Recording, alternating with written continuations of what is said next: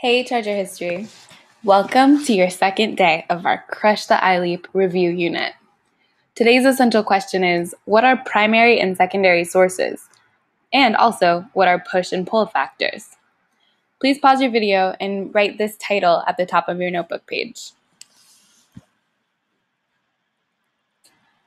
Remember that each day of our unit, there will be 4 key points, so draw these 4 boxes on your notebook page, please.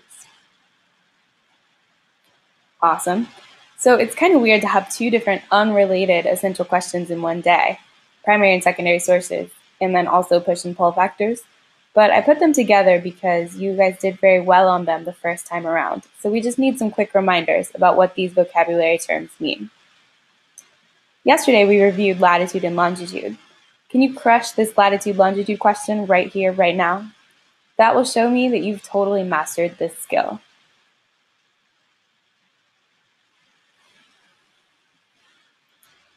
All right, let's jump in.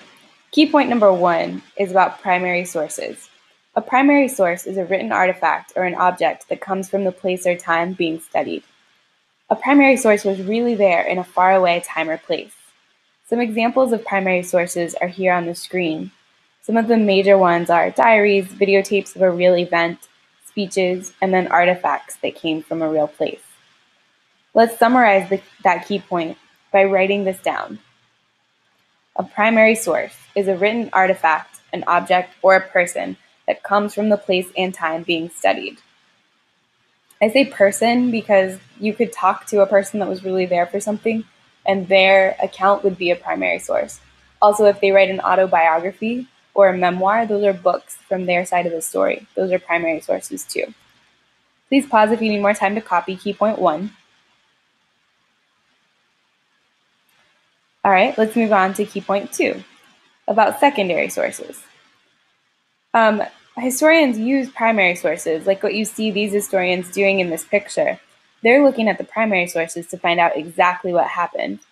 And then they turn around and they make secondary sources using that information.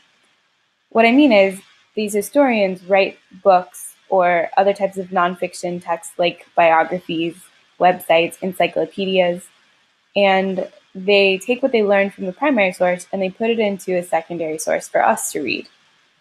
Some examples of secondary sources are biographies, textbooks, nonfiction books, websites. Let's copy down key point 2.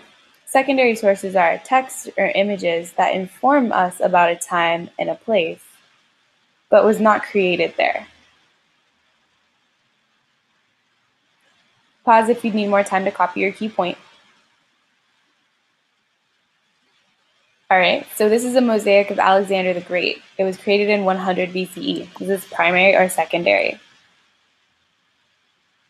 Good. How about this one? This is a diagram of a Viking longship.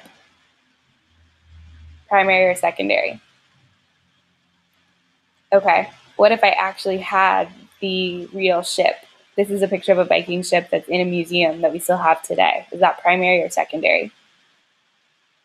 Very good. Okay, and then last, a set of encyclopedias. Primary or secondary?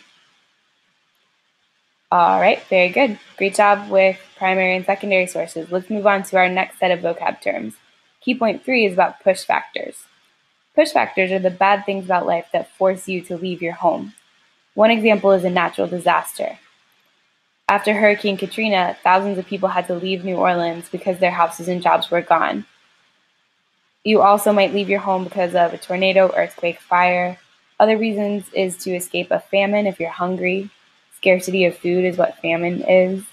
Famines are often caused by drought, weather that is too dry for crops to grow. Poverty is a push factor. If you don't have enough money to live, then you try to go somewhere where you might find something better. All right, so let's copy this down. A push factor is a negative thing about your home that makes you leave.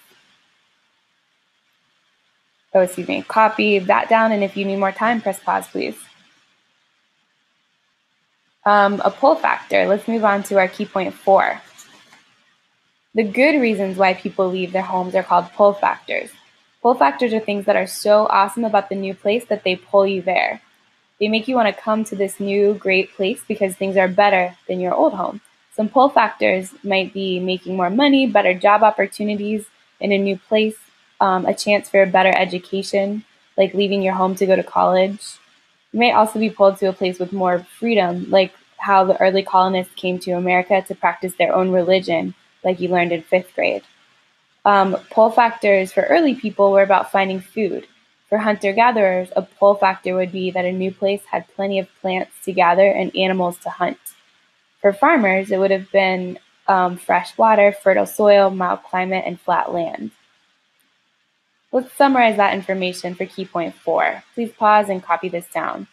Pull factor is a positive thing about a new place that makes you want to move there.